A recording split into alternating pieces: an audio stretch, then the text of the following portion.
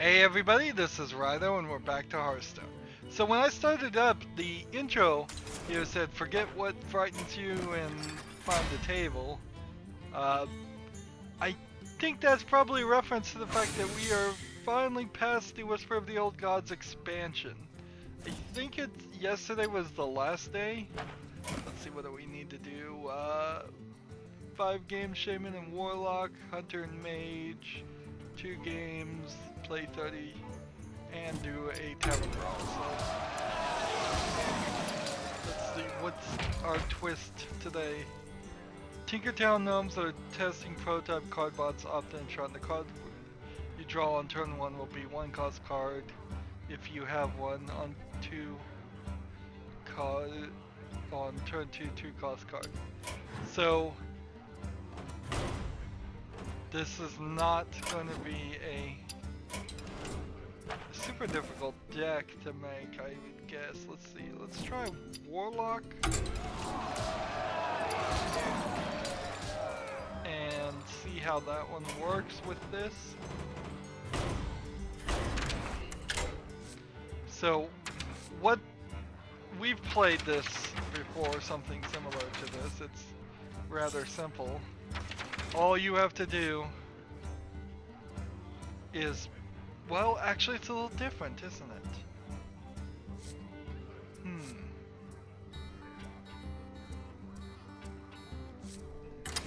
Let's try a Cthulhu deck. Because then guaranteed Cthulhu's. Interesting.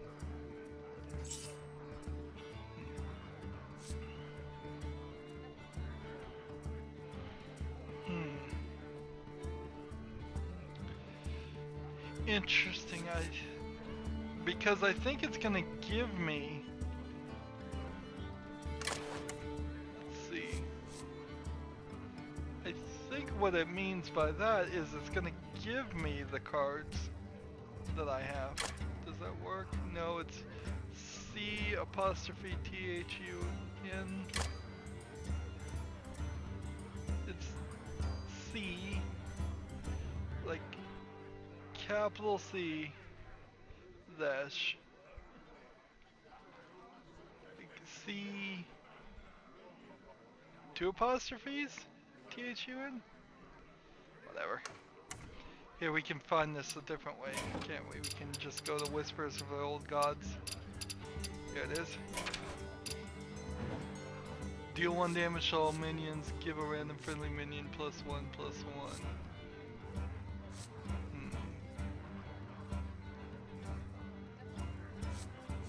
And that's neutral cards. And I guess I just want 1 of those. And then 2.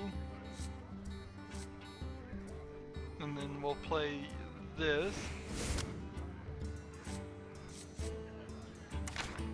And then, let's see, 3.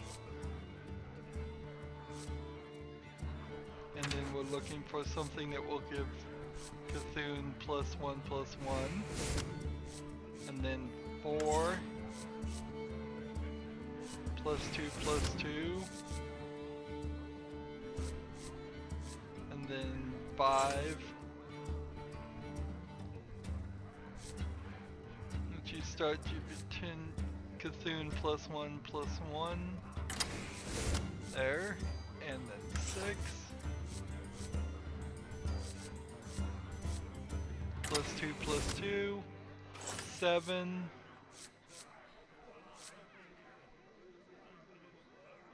Let's see. Give him that. And then I need an 8. And then I need a 9. And I don't have a 9, so let's find all the cards for 9.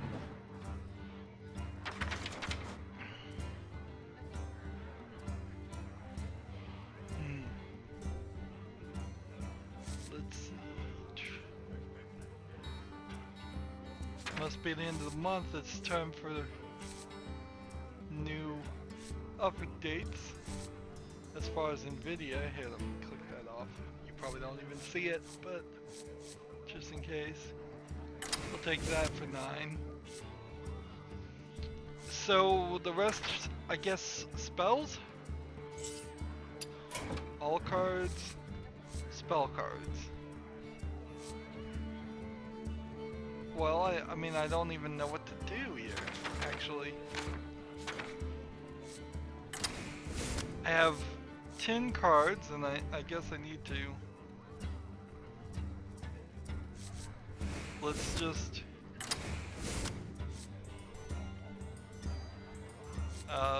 play, I guess?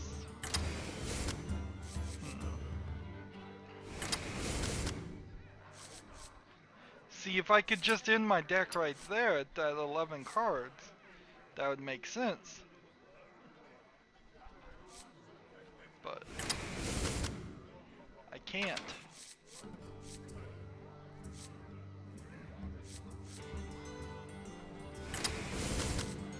So I've got to keep putting things in here, which this is probably ruining my strategy, if I was to guess.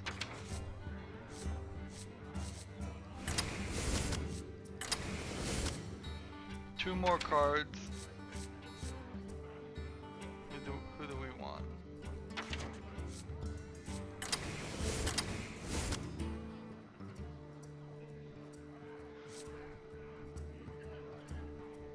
Draw a new card for each. Whatever. Alright, so let's try this. Let's see if this works. Alright, let's move on to conversations now. That was a long time. A lot of setup for this. I hope I can win one game and just be done here. So, the Xbox now allows wheelchairs in avatars. Yay. I guess that's...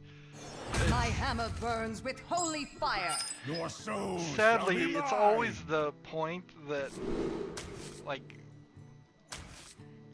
by the time these things get done, they inherently feel like they're done later than they should have been. So my only real strategy on this deck is to put it. One day, I'll be a real Now, knight. if people are in wheelchairs now, if that's capable, the next question is, can people have casts? Can people have braces? Can people have crutches? Can people be blind? I mean, I suppose you could put shades on somebody and say they were blind anyways. Can they be missing limbs? Can they... I don't think anybody's gonna super pan or be upset if you forgot to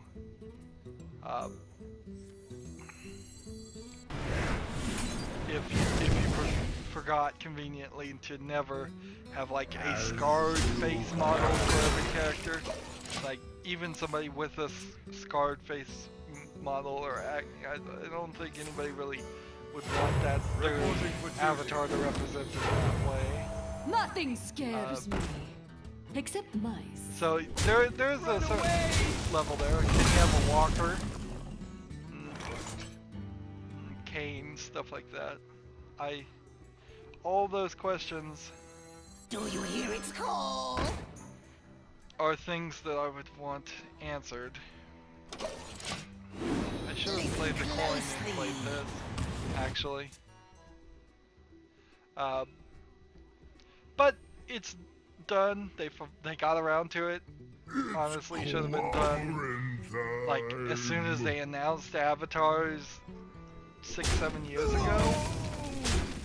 It feels like that would be about the right time.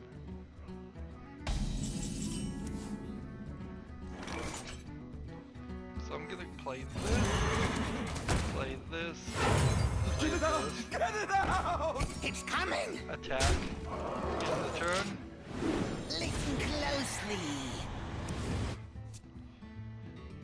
So the fact that I have Doom probably guarantees on the 10th turn I'll get Cthulhu. It's still very late game strategy though. What else? What else? There was 4 things. Red Dead Redemption and the Warriors are coming to Xbox compatibility. That's a good thing. It's a sad statement though that they really have, as far as I can tell, no interest of ever taking those things to PC. It just, I don't think that's ever gonna happen. I bleed for Cthulhu. I wish it would happen, but it's simply just not going to.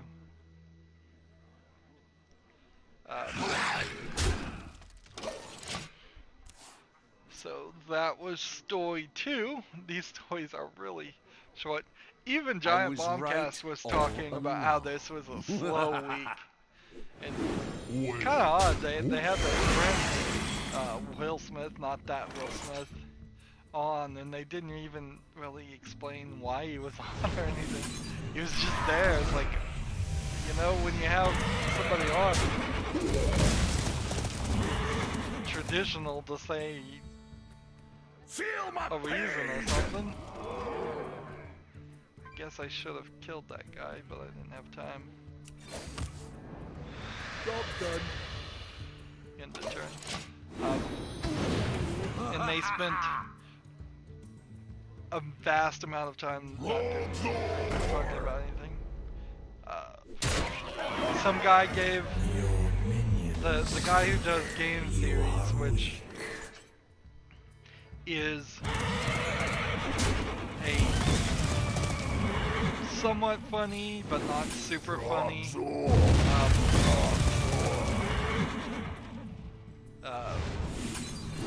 what would I call it? And every time I do a spell, he just makes another one of them. Interesting. So yeah, game theory and film theory and all those things. He just makes stupid theories and then makes a decently funny video propagating in this theory. But he got invited to some Pope conference and was told to traditionally give the Pope a gift. Pope, the richest person on the planet by far, and as best as I can tell at least. And people are telling him, give him a gift, he needs something. Symphony of terror begins. Yeah, I don't want to get too cynical about it, but it's really hard to listen to somebody that says feed the poor when they have an entire country under their rule, even if it is just a small country. I'm gonna lose here. Just in time.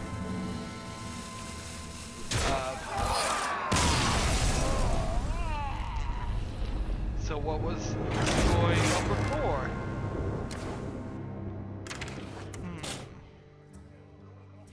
I don't remember.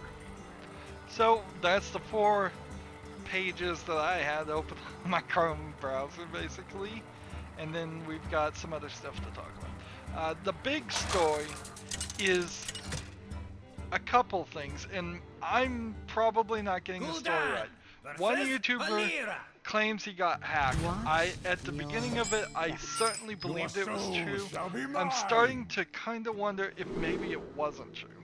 Maybe it was just a big advertisement push. The way he was hacked is Verizon effectively gave the phone number over that the person had, so to the hacker, allegedly. All this is just going to be allegedly at this point. And through the phone number, he recovered the YouTube account associated with the YouTube channel, and then disabled or deleted the YouTube channel. So, yeah, there's some definite weirdness there, and that's very scary. You have Google wants you to have this phone number as a backup to recovery option, but the truth of the matter is, you're right. There is no no security in that at all, because then you have to trust Verizon, T-Mobile, AT&T, Sprint, or whatever your phone company is, to not have hired the lowest paid people that are not intelligent to just give the account. And there is a passcode you should have, and apparently the YouTuber said that the guy just said he didn't have the passcode, and they said fine, whatever, we'll give it to you anyway. As you command.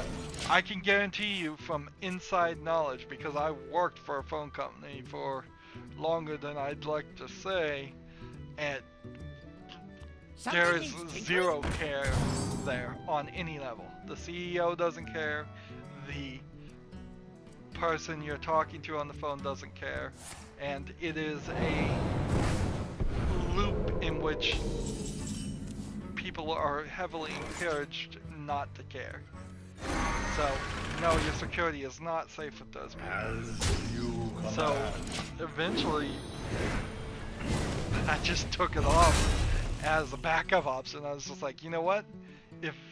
If I lose my two-factor authenticator, too bad. I'll just lose the account on my own versus that. Is that the right thing to do? No, probably not, but I don't know any better way to secure my account. And that is a terrifying thought as a YouTuber, to think somebody can come in there, delete your account, try to... Getting into your email alone just opens the door to everything else. Imagine every single other account you have almost certainly goes to an email. So if you click I forgot the password on this account to your bank, they're gonna email you something. If they already have your email, they're in your bank. If any account at all.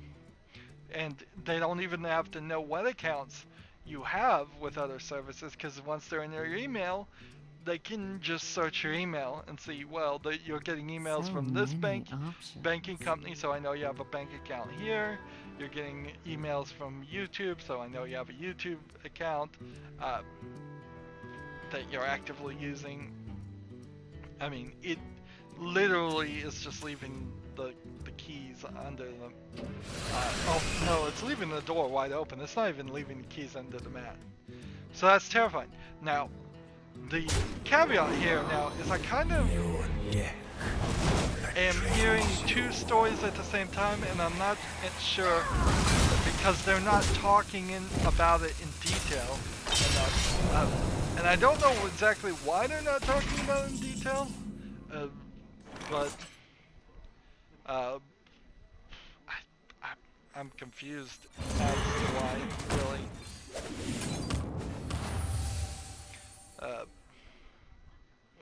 But so maybe he really was hacked, and that story is completely separate from the second story, where there's a lot of gambling, and has been for a long time, a lot of gambling with Counter-Strike 2 skins. I would probably never get into that. I have Counter-Strike, a bunch of them, because I bought the Battle Pack, so maybe at some point I'll play that. It would be ironic if I decided to do a series or a spotlight on it, ended up somehow getting a really expensive skin, and then sold it for Steam wallet currency, which then I could turn around and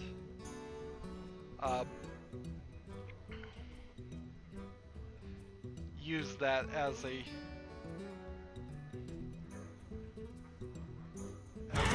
to get more games. Although after the Steam sale, it's not like that really. It really isn't.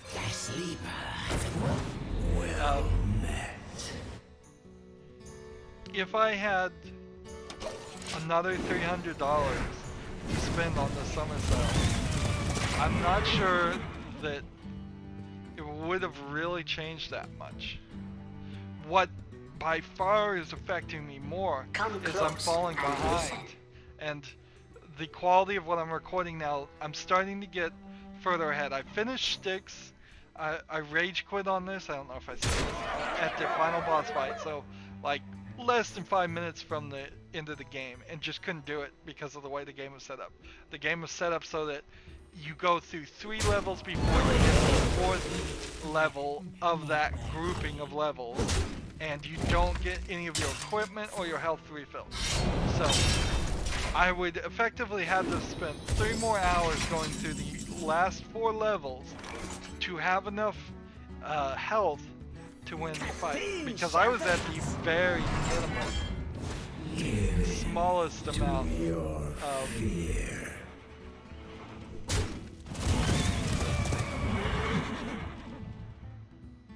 I'm gonna do this, and then I'm gonna do this.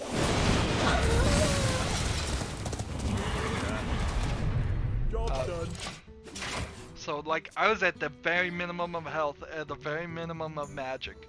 I literally would stand up to drink a potion, because I did have one potion, and the game would kill me. There was nothing I could do. I watched other people play the final thing, and yeah, they had magic. They could use spells and all of that. I simply just couldn't do any of that. Let's see if this works. The symphony of terror begins. Tear my shield.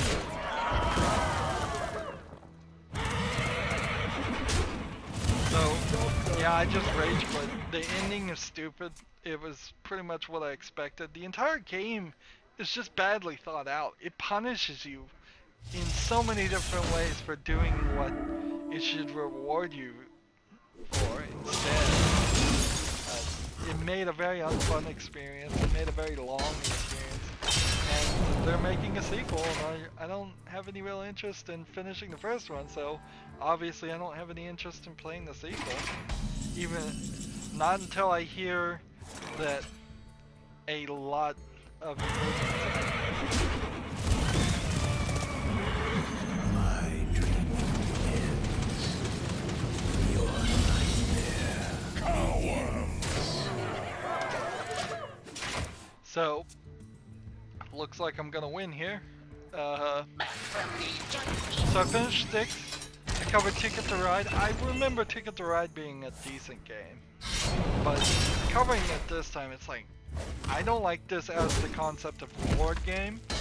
I don't like this as a concept of a cell phone port, because it doesn't really work. The board is far too small to be a cell phone port. It kind of almost works on an iPad or tablet, but the board game itself is, I just don't think, well thought out. And then as a Windows thing, it just is a blatant upsell all throughout the things. You click on the help, and on the side there's an ad trying to sell you the boards. We're just breezing through this. Let's just go ahead and disenchant our extra cards. Do I have anything I could craft with 170? I don't think there is anything.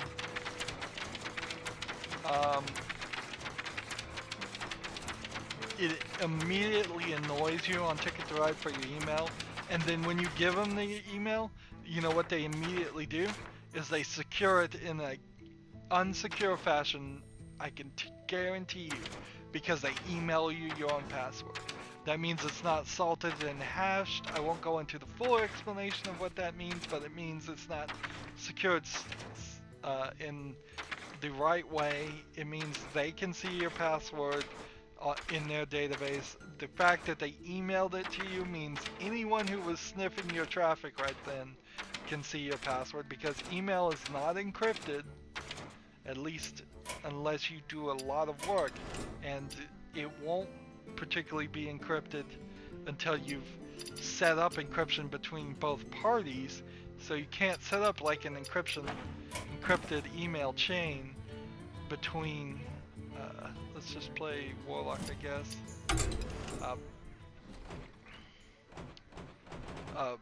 Between the Days of Wonder website and such, until after you've established your account with them, and that's a nightmare. So yeah, they totally screw you over there.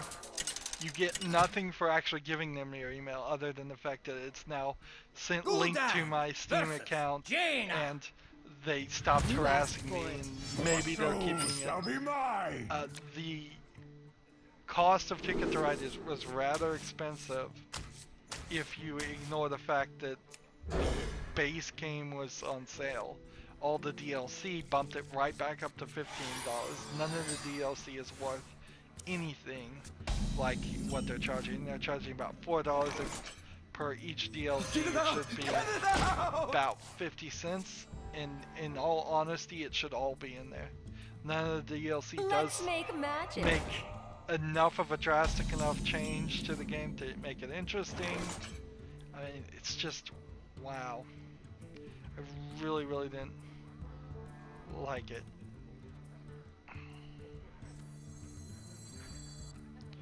Here. Let's see if we lose the coin here.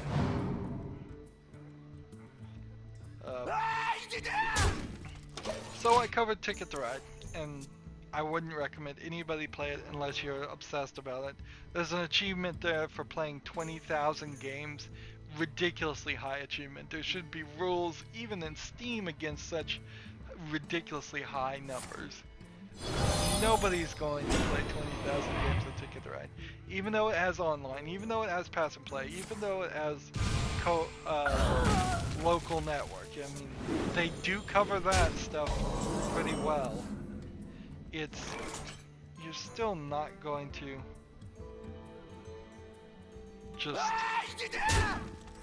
you're still not going to play that game 20,000 times.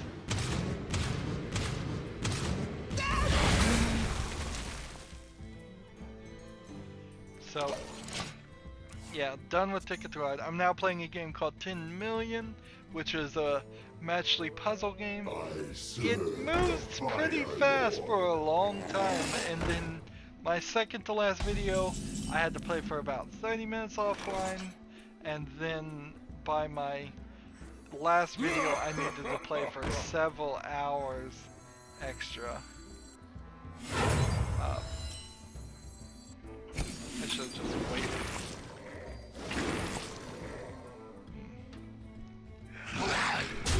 Yeah, that wasn't a good move at all. I could have filled the board if I just waited one turn.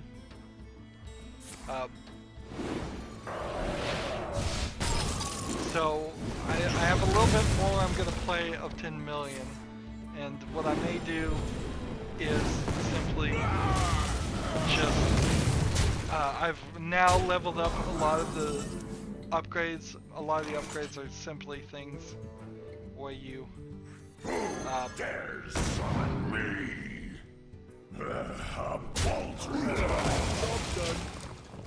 yeah, a lot of the upgrades are simply just like damage upgrades. So instead of doing 5 damage, you do 6. So I've done all of those, and now I'm ready to go up to the next tier of player, the next level on it.